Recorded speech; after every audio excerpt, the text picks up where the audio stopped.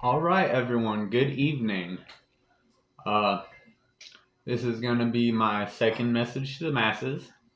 Today, I will be addressing a church, and situations that could arise in churches that is good to know about the biblical way of handling things. So, before I get started, I will say that if anyone wants to see the messages, anything like that, I'm just gonna read them out. I've got screenshots of everything. Holding them up is going to be too weird. You know, uh, let's go ahead and get started. I was in a bit of a situation about a year ago. And, it wasn't until now that I could actually speak of it, in a loving way, correct the situation, and, call for revival, true discipleship. We're going to be talking about, like I said, biblical principle, identifying fruit, identifying spirit.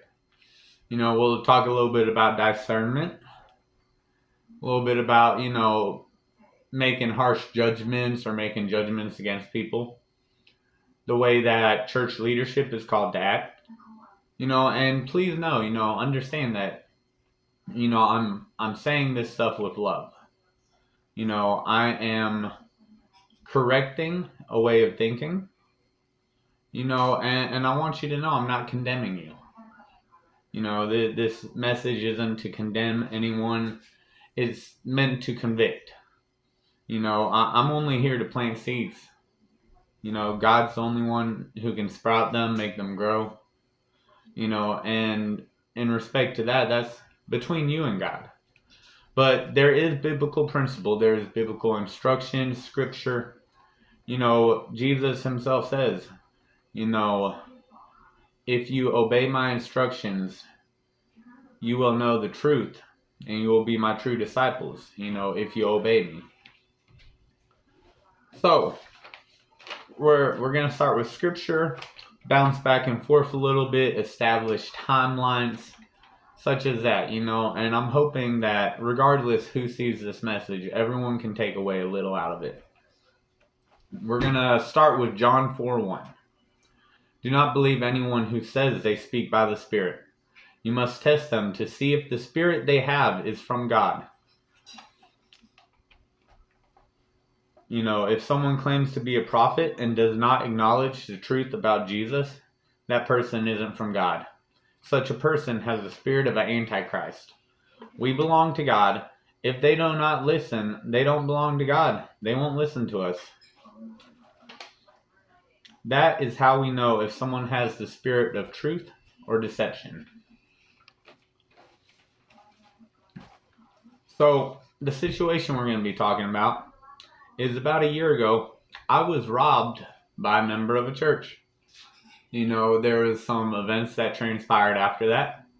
You know, uh, too many wrongs to really even count. We're just going to go over them. But that being said, there is specific instructions for how the church is supposed to act in those situations. There's specific instructions to Christians, to followers. There are things Jesus said, and he said them plain as day.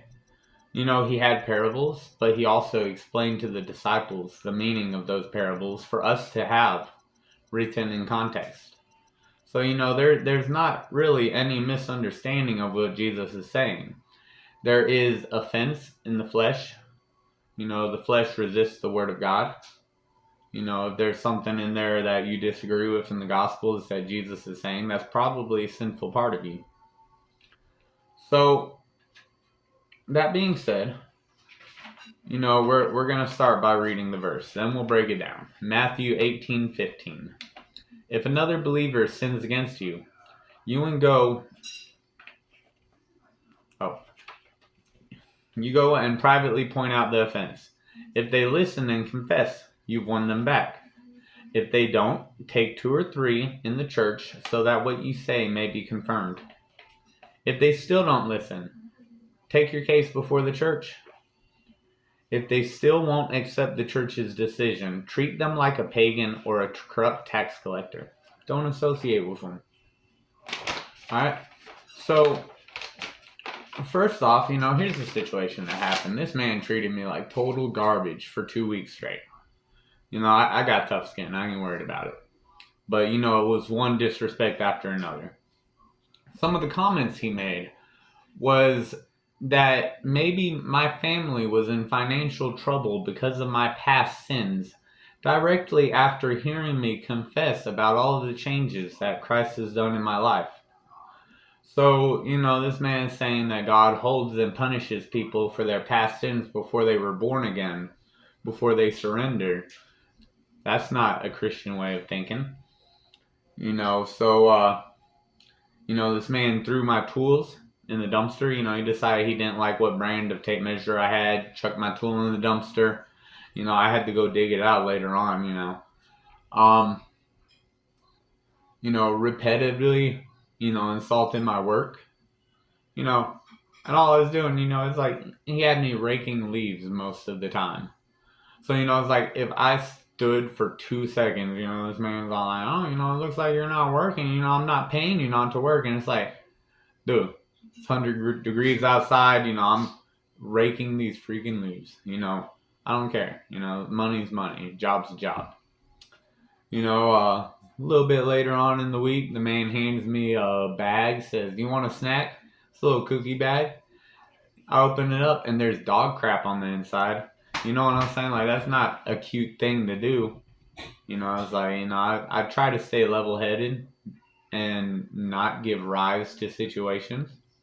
But that one made me pretty mad. It's all like, that's not how you treat another human being.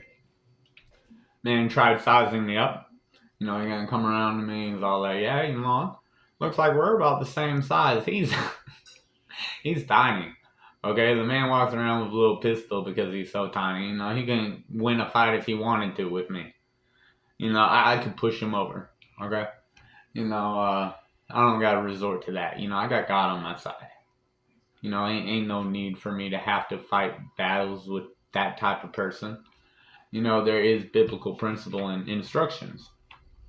So step 1 of Matthew 18:15. Confront the person.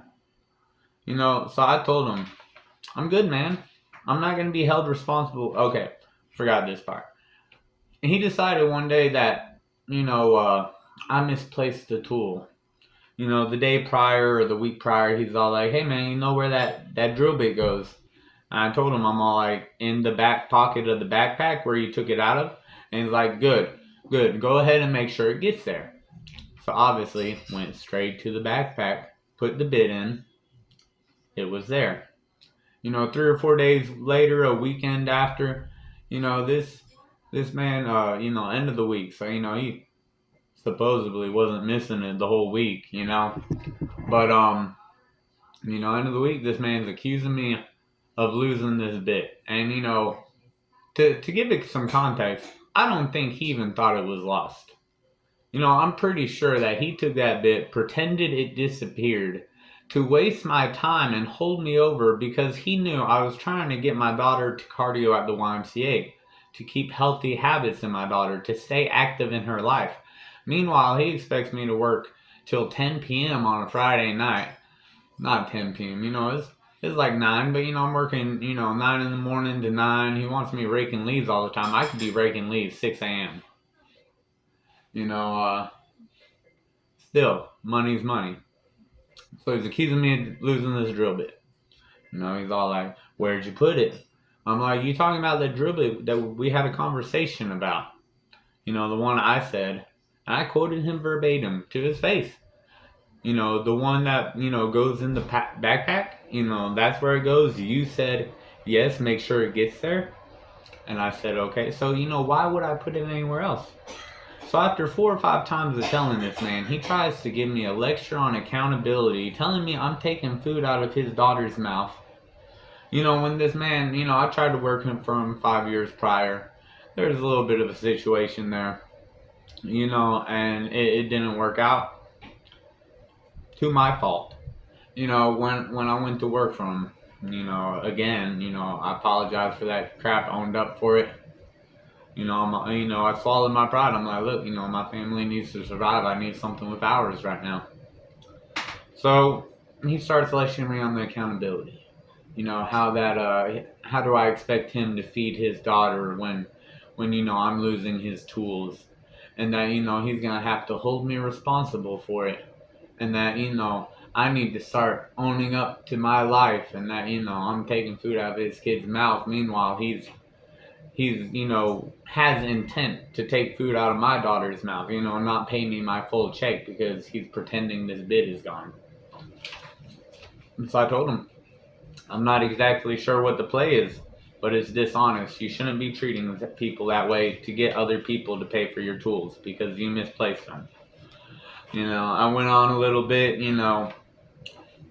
about the past situation. There was tools that he just decided that I broke.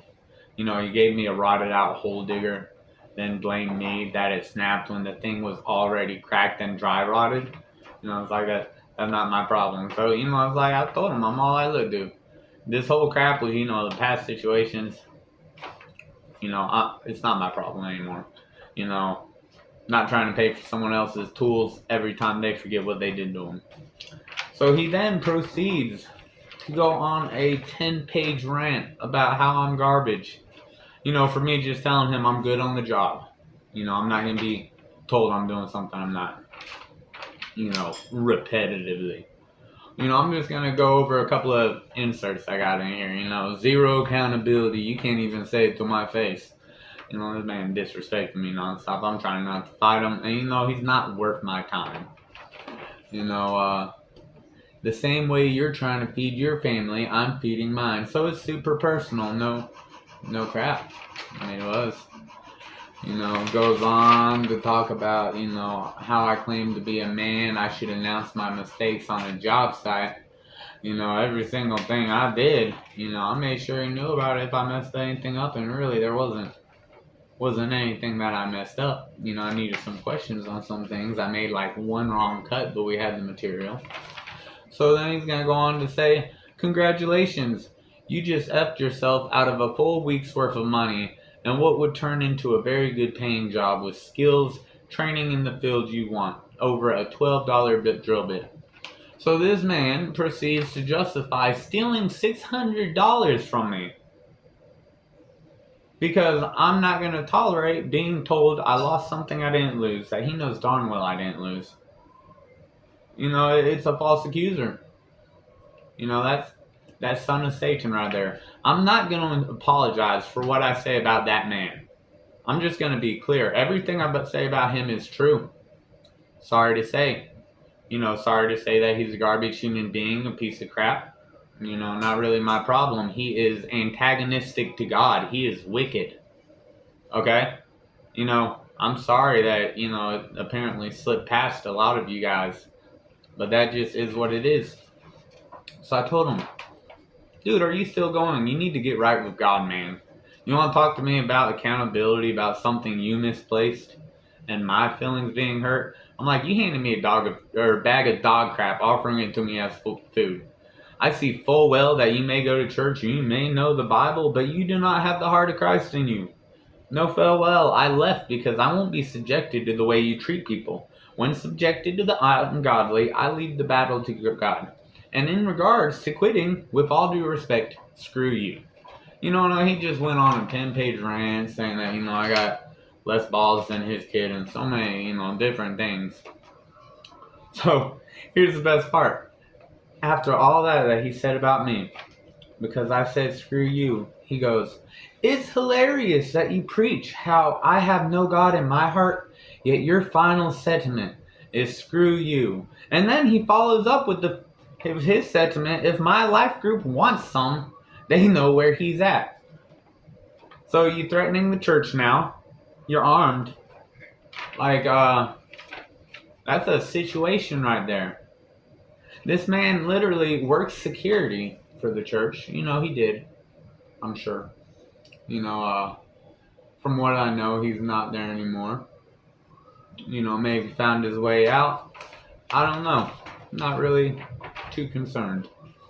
But, if your life group wants some, you know where I'm at. So this man carries around a gun, gets to volunteer as security for the church, and meanwhile he's robbing people and telling them, if someone in the church wants some, they know where I'm at. That's pretty bad. I will show up that one. There you go. Yeah, from old boss Jesse. So that was step 1 of Matthew 18:15. Okay. So step 2, if they don't acknowledge they're wrong, which obviously he didn't, take 2 or 3 in the church. So the first thing I did was message the head pastor. Hey man, there's a situation that's happened. Some, a member of the congregation has robbed me. I expect, I'd like to meet up and talk. He said, hey, I'm away. I'm out of state. Go ahead and talk to the other pastor. The one below him. Okay. So this pastor reaches out and hey, what's going on, brother? I'm like, look, it'd be easier to explain in person. But this man has decided to steal $600 from me. So he wants some clarification. He's all like, he's saying he lost a tool or something, and he's keeping $600 as a replacement for the tool that was lost. And he's like, yeah, $12 drill bit. I tell him Matthew 18:15. It says, go to the church. I say, and it's downright theft. You don't walk in, you don't rob people and then walk into the church of God armed with a pistol, acting holier than thou. That's my thoughts, man. I sent the screenshots through. So you can see right there. That's the message I just showed you guys. Screenshot of it, with the intent, of using aggression against life group leads and all sorts of stuff at the church. Okay? So already violent, aggressive behavior is brought to leadership. And here's what I get told. I don't think the tool is the root of anything. I think it's a bit deeper than that. It's not just robbing me. The fact that he's stealing $600 and justifying theft as a Christian, that's what the problem is. There's a deep root, and it's that he is wicked, okay? Let's see if I can find it. There's a lot in here, talks, explains how, he feels about some things. There's a lot of open say, I guess you could say, but he tells me, the goal of Matthew 18 isn't to kick people out of the church, which step 4 says kick them out of the church, so kind of is the point if they're living in active sin. The goal of Matthew 18 isn't to kick people out of the church when they do something offensive to another brother in Christ. The goal is to mediate and reconcile. So listen, this man's stealing $600. My daughter's going hungry. I'm having to take out loans to survive. My mom wasn't employed for 6 months at the time. A couple of months at the very least. Meanwhile, I'm trying to survive. This isn't the actions of a believer. So, let's get through Matthew 18. And he's going to tell me, I can coach you through biblically how to go about handling it if you want to do that way. But it will also require some apologizing on your part, whether you feel like you should or not. What do I have to apologize for someone who is robbing me of $600? Like, for real? Like, am I lost here? Or did this man who's been working security on all this stuff just get to say a whole bunch of trash talk about me with no base? I haven't touched meth or heroin in like 5 years, 4 or 5 years. There's a handful of times, the year or two before that, it took some time getting clean. But, it's like I've always been moving towards God. Moving towards the way he wants me to move. So, it's all like, this man's claims weren't validated at all. But because he drives the pastor back and forth between some campuses, all of a sudden I have to apologize for him robbing me? Is it because of what he puts into the collection plate? Because that's what I feel like it was. A little bit of that, a little bit of offense, and, couldn't take correction, quite frankly. That's one of the reasons this video is being made, is to correct.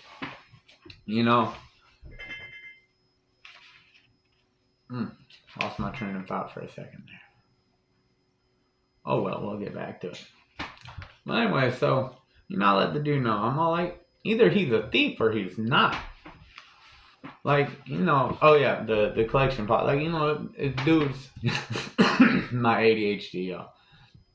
If dude's, giving more money than me because he makes more, but he's sitting there stealing it all, not paying taxes to the government, some crazy crap like that, not having his employees pay taxes, not filling out simple tax forms. He can have it where his employees pay their own taxes, but he keeps that stuff under the radar from what, he's said on church property. He's endorsed not paying taxes in the parking lot of a church. So directly when Jesus says, give to Caesar's what is Caesar's, and that people should pay their taxes, this man's, not doing so. So he's doing that.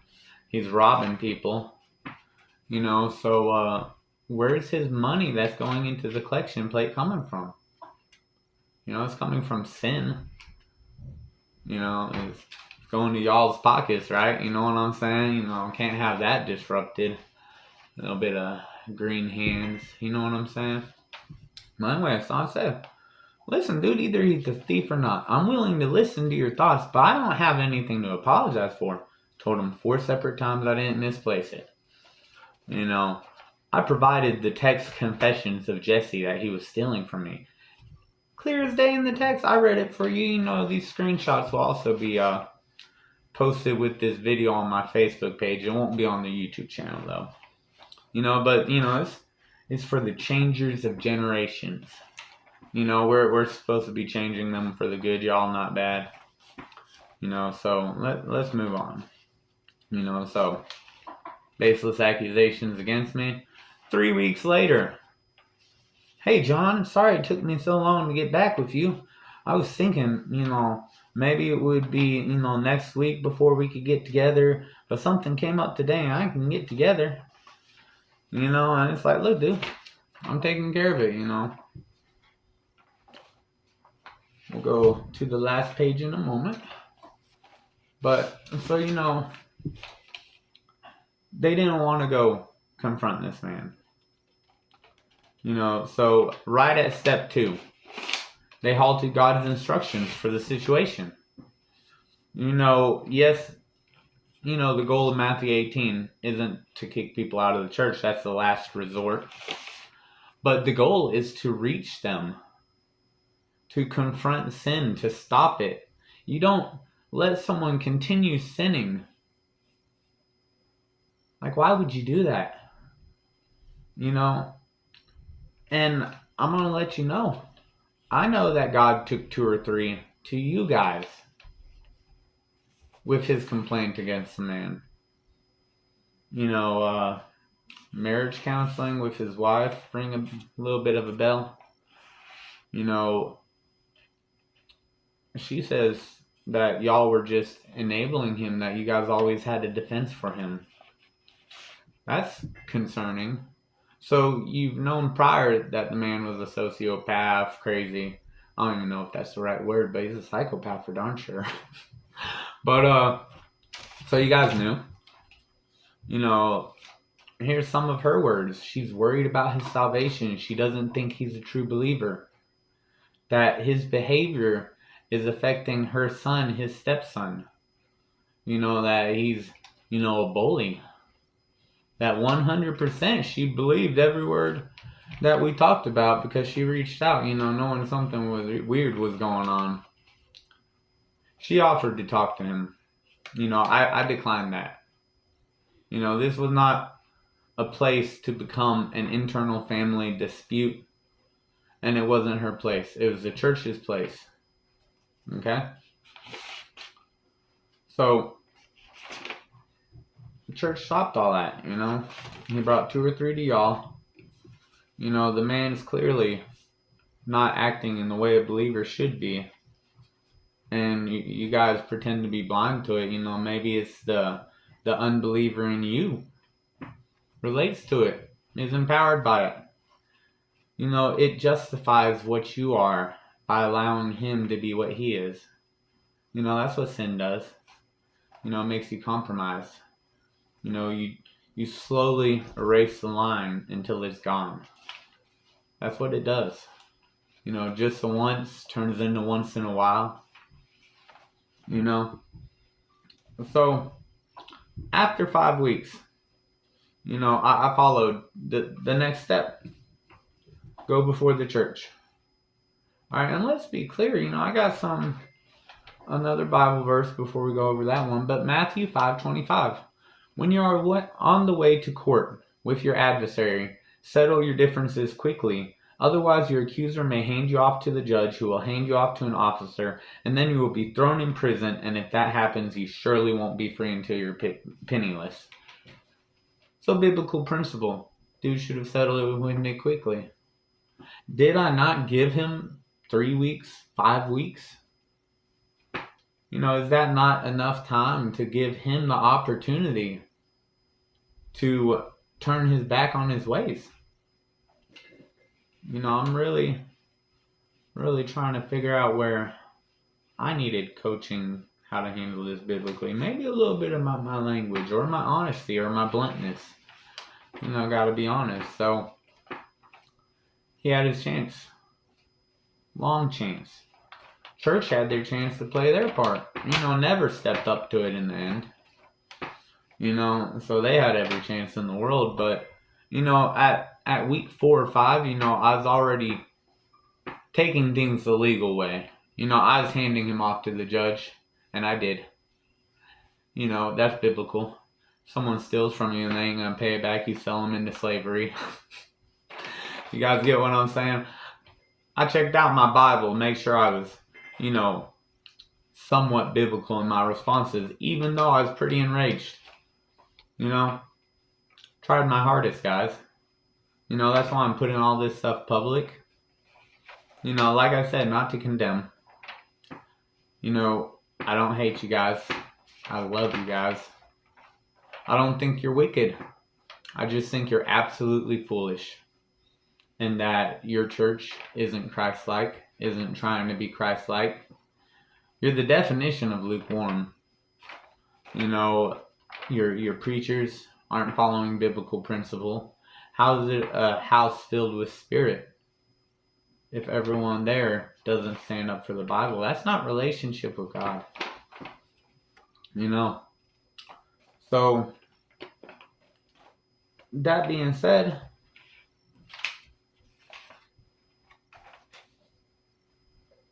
you know, I made a post.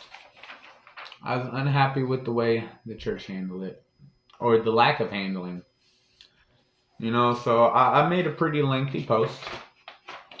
And like I said, these messages exist, okay?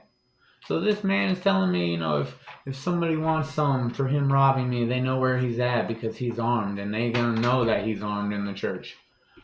So I said, for all those worried, here's a newsflash. I'm not a criminal anymore.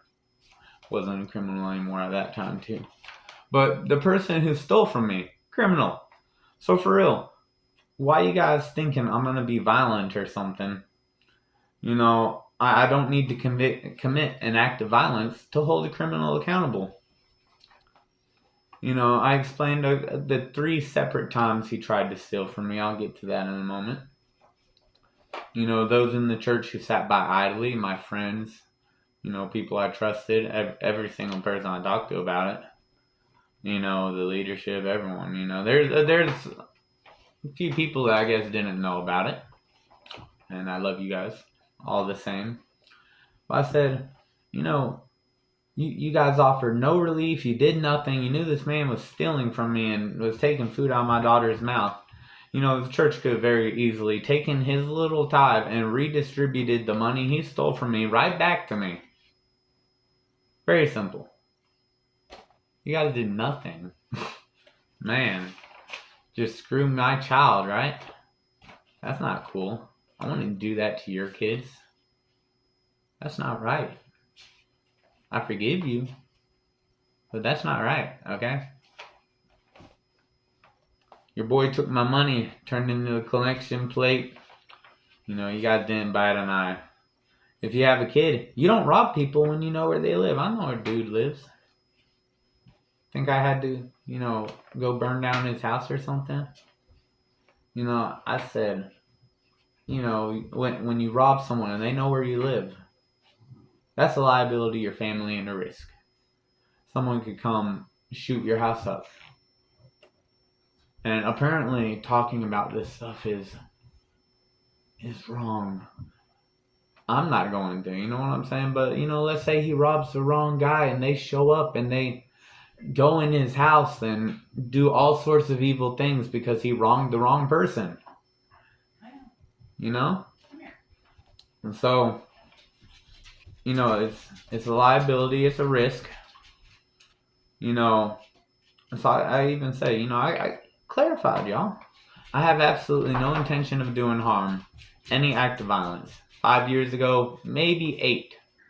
I was the type of person I just described. I would have been out for vengeance, blood. I said, God called me out of a lot of things. There's a lot that goes on. But here's the big thing. You want to talk about the church is what I said.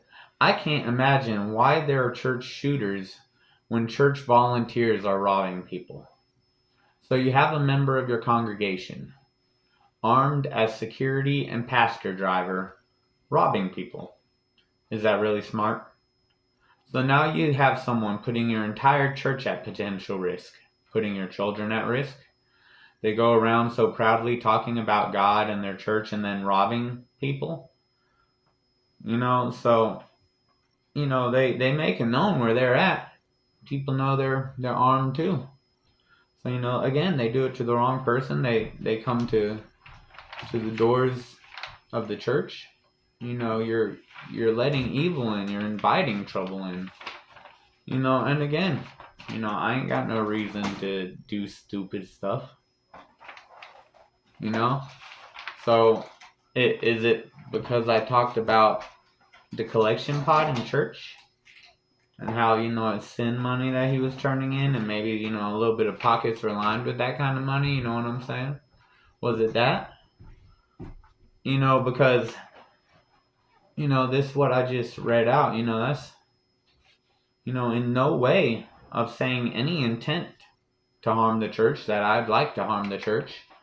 It was pointing out a liability, because you cannot go committing grave sins against people and stay in the church. Then, who knows who will come to find you. So that being said, pastor, one of the, littler pastors, they got back to me, and we finally met up. I believe it was a while down. Let's just say that. It was maybe 5 weeks, after the initial incident. Finally met up, and I get told that I need to go and worship somewhere else, that I threatened a church shooting,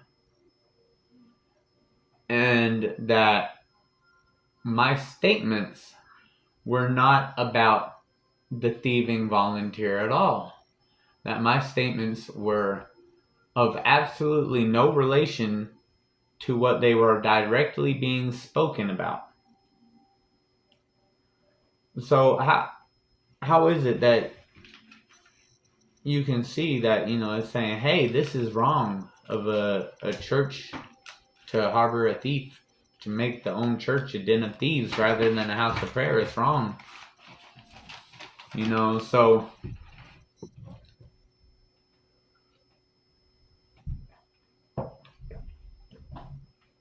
how is calling out that risk making me a risk? That doesn't make any sense at all. Like, at all, okay? So, they proceeded to kick me out. They said, just need to take a season somewhere else. So my daughter, who's been at the church for 5 years, has to get booted because this man robbed me and the church did nothing about it. And they were ashamed of it, I guess, wanted to keep it on the down low. I really don't know. Okay, I don't know what motivates that kind of behavior. But they sent out a message to security members, to life group leads, saying that I had threatened a church shooting. They tried to get me excommunicated with my friends. And I had to go through to some, the friends who would listen and show them my messages. Because, they're seeing, the 5 weeks in, anger, it's like the frustration. They're like, oh, this come out of nowhere. Maybe John's just tripping out. For 5 weeks, I tried to be patient and stayed robbed. Okay? So, I brought it before the church, and I was treated like the pagan and the corrupt tax collector. My source is, my reasoning for knowing that message was sent out slandering me, trying to ruin my word and my reputation, is I have a friend named Caleb. I love you, man. I really do. I hate, this is going to be a hard pill to swallow for everyone watching this video. I really hate to do it. But my friend Caleb, he was very interested in how I worded my post. He said, what exactly did you say? This post that I made on Facebook, deleted it within 2 hours. He said, what exactly did you say? So I showed him the screenshots. There's anger on his face. There's anger on his face over the whole situation. Did he stand up for what was right in God's eyes? No. Did he, do anything, choose anything, go before leadership with his own 2 or 3 and confront the wrong? He didn't. My friend Joseph didn't either. I love you, man. He apologized to me about it the other day, which, it does mean a lot, because it hurt. My friends stood by as it happened, did nothing. That hurts, So I directly asked my friend, Caleb, he was leading a married life group. That's why, it's like, I know, it was to the life group leads. And I directly asked him, hey, so I'm gonna, I'm just asking for confirmation, but I'm gonna take a wild guess and say that a message was sent out about me saying that I threatened something I didn't. And Caleb failed to answer. He couldn't be honest with me, so he didn't say anything at all. He wasn't dishonest, but that tells me everything I need to know is that he didn't want to tell me the truth. He could have just denied it. And so there's that. And then there's my pal Errol, who works with security. He encouraged me to go try to clear things up with the church, which I attempted to do, and then got kicked out. But he come up to me at the YMCA and he's all like, John, what the heck is going on with the church?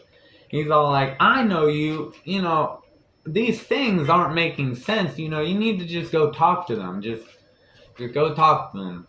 So I did, got kicked out. But, again, people who I cared about were coming to me, with some very, very shocked faces, to say the least. So, Errol, he's all like, yeah, I'm in security, right? So just go talk to them, to which I did. So that's how I know that message went out. It's, I'm not slandering anyone. And I, clearly have not said the name of the church, but that's false testimony. That's another thing against biblical principle. So not only did you stop God from trying to reach this soul, but you're also falsely testifying against somebody. So where's the biblicalness in that? It's not spirit filled. You're picking and choosing what you obey. That's not true discipleship. So all that being said, it's a bizarre situation, where I learned just how much people aren't like Christ. The leader of this church. I tried to have several conversations with him at multiple different stages of my transformation. And every single time this guy, turned away, shunned me, I found out the reason why, because someone was whispering evil things in their ears while they didn't know me. But, I even showed up to his little life group, right? Had a Thursday morning men's life group. I showed up there because my friend Errol told me about it. He's all like, hey, I usually go, but great group of people, great men. I showed up. One of the guys was all like, it looks like we might have a new face here. And the pastor replies, oh, yes, I know of this one. In the 5 years I was there, he never knew my name, never asked it, never tried to use it. What's up with that? All I've ever wanted to do is talk about God. Every time I try to bring him up, you turn your back. This man has looked dead at me in church. And, the Spirit brought it to my attention at the time, which is funny. But he looked dead at me and said, if there is evil in my church, I just want it to be known and be uncomfortable. Looking dead at me, I'm like, why is he looking at me? I'm just sitting in the front row like I have been for 5 years. You know what I'm saying? Well, this man never even tried to get to know me, see me, and yet, this decision is made to kick me out of the church. The lower pastor, he's going to tell me that, yes, he has, listen, we're making the right choice, he has discernment. Alright, so his discernment couldn't tell him that a thief was driving next to him for 5 years, despite, testimonies from his wife that he needed help. That wasn't discerned, and then I'm discerned as a problem, following all biblical principle. Aside from a little bit of my language. Tad bit. So that's not discernment, that's getting it from the wrong spirit. So, let's move on to finish this off. What sorrow awaits, this is Matthew 23:13. What sorrow awaits you, teachers of religious laws and Pharisees, hypocrites! You shut the door to heaven in people's faces, but you refuse to go in either. You're not going in heaven, not following Christ. Going against the biblical. You're not getting on the narrow path like that. So then you kick someone out with the Spirit. You did it 25 years ago too.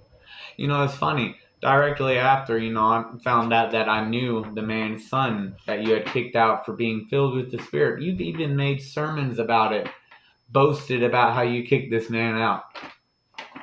20 years later, you're doing the same thing. Something is wrong with that picture. All right? The spirit that you chasing around, it's not God. It's not Jesus. For the sinful nature is always hostile towards God. That's Romans 8:7. Pretty hostile towards me when all I'm doing is chasing God.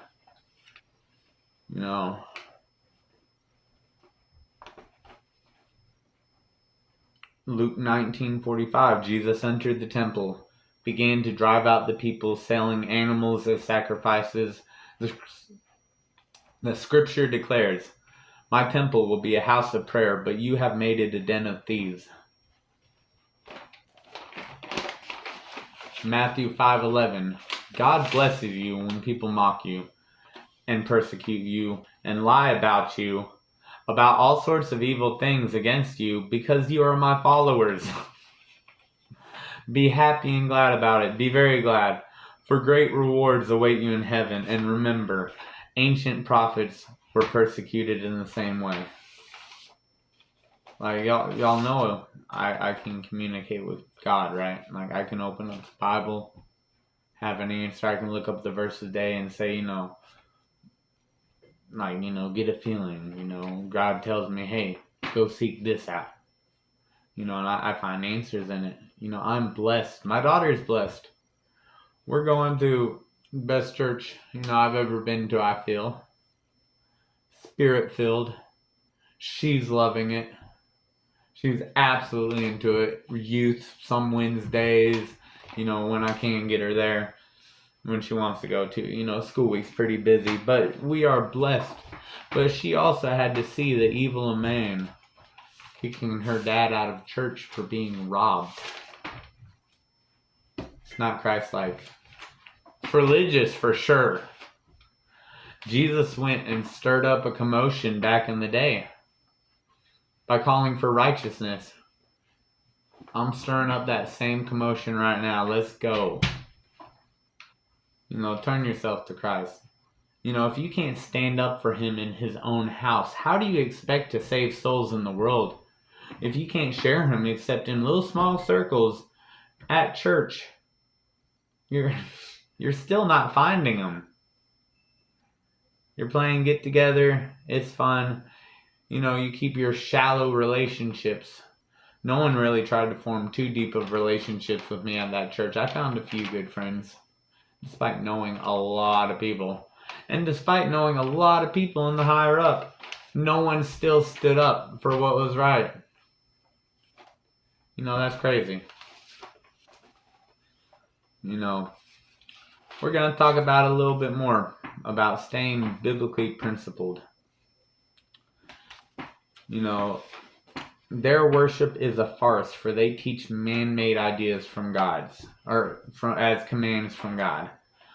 I've watched this man go up so many times and preach that it's a sin to leave a shopping cart and not bring it in the store. Like, people are paid to do that job. I'm not saying leave a whole bunch of trash in the shopping cart, but I mean, people need jobs. We don't need AI taking over everything. People need to work. Like, you're really, teaching a real man-made idea right there. And the other one, Halloween. Alright, this church runs out, condemns the idea of Halloween, running around telling people that, them letting their kids trick or treat is involving them in paganism and that they're doing pagan acts. I thought we only acknowledged one God. So how is anything I do in life an act of pagan worship? Right? And not only that, but you guys know Christmas is on a pagan holiday, right? And we all know it's not Jesus' birthday. So you're telling me that on Halloween you're going to make it where people worship pagans, but on Christmas it's totally okay to celebrate on a pagan holiday. It doesn't make sense. All you're trying to do is act self-righteous, force your beliefs on others, telling them that it's a command from God. I don't see anything about Halloween and kids having fun and getting candy in the Bible. I see, don't stop these children from coming to me. I see rebuttals to the disciples. You guys kicked a kid out of church. Yeah, Jesus is ashamed with y'all. Believe me about that. You can be forgiven. You gotta be born again, though. Like, come on. I shouldn't have to be giving this Bible lesson to make you understand the heart of Christ, because you've supposedly been doing it longer than me, right? So, the king will say, I tell you the truth, when you did it to one of the least of my brothers and sisters, you're doing it to me. So, you kicking people out of church for calling the church to be a church. Thank you. I feel that, I feel that persecution that Jesus went through. I feel the betrayal of friends, I had to show friends my Facebook messages and they still wouldn't be honest with me about what the church had sent out about me. Like, darn, that hurts. You know what I'm saying? So, that's about all the lesson I got for you guys. Mark 10:19. My final thought is that you guys know the commands. You shall not murder, you shall not commit adultery, you shall not steal, you shall not commit false testimony. You guys, you know the commands. So what's stopping you? To my friends who didn't stand up for it, or who didn't stand against this crazy, unreasonable decision, which I showed them all the proof of biblical context for. Still didn't stand up for it. If you believe in God, then why are you afraid to stand up for Him in His own house? If you know how big the God is behind you, why would you be afraid of anything in front of you? If you were seeking to please God, why would you be more concerned about pleasing man, about how man would think about this man being a thief, or how we got to keep it under wraps? You know what I'm saying? Why aren't you worried about how God feels about your false testimony against me? So this is a call, a wake-up call. One of the fellows there, someone I know, they're going to hear this and they're going to be shook. Okay? But I had a conversation with someone. I'm going to relate 4 words. All right? That's going to blow your mind. This is only for one person, by the way. Floor and Decor. Schluter. Text messages. Ashley. That's probably caused a little bit of a heart drop. I, in reality, should have no way of knowing any of that information. But alas, I do. And God's just saying, wake up, man. I'm real. I died on the cross. It's in the past, but acknowledge that I am real. God's trying to get everyone's attention right now. So hopefully I won't see a whole bunch of friends untag this lesson about biblical principle in Scripture. I did make a few mistakes during the process. I told one of the pastors that I was resolved with giving up the money and having forgiveness in my heart. But I was not resolved with the fact that the church was going to do nothing about it, and that I would have to then, deal with this man, armed man, having protection in the church and watching him sin against these people. I couldn't stand for it. I couldn't resolve it while God's house was still corrupted. So that was a mistake on my part. The second mistake is,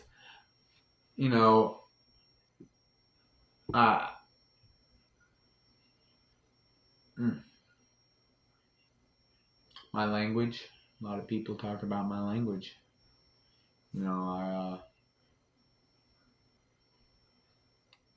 I was a good bit explosive with it. And Christians like looking at that and they're like, oh my gosh, he's talking so bad. But, look at this situation I just brought up. My language is the least of the problems. Alright? So, really, I love you guys. I hope this gets a message from God through. I hope it finds conviction in your hearts. I hope that you truly disciple yourselves. But this lukewarm Christianity, I'm not about it, and I love you too much to let you think that you're currently on the narrow path when you don't stand up for God. Let's tighten up. These messages to the masses I'm doing, I'd like to see friends share them. I'd like to see support. I'd like to see the church standing up for what's right in the world, for Christians, to stand up against this trans crap.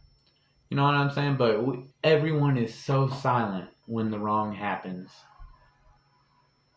Even a lot of you. So what's your choice? Are you going to be a disciple? Are you going to stand with the Bible? Are you going to stand with man? Do you care more about what man thinks? Are you going to untag yourself because you don't want it to be known that you associate with me? You're going to untag yourself because you don't like how it paints the church. I didn't paint the painting.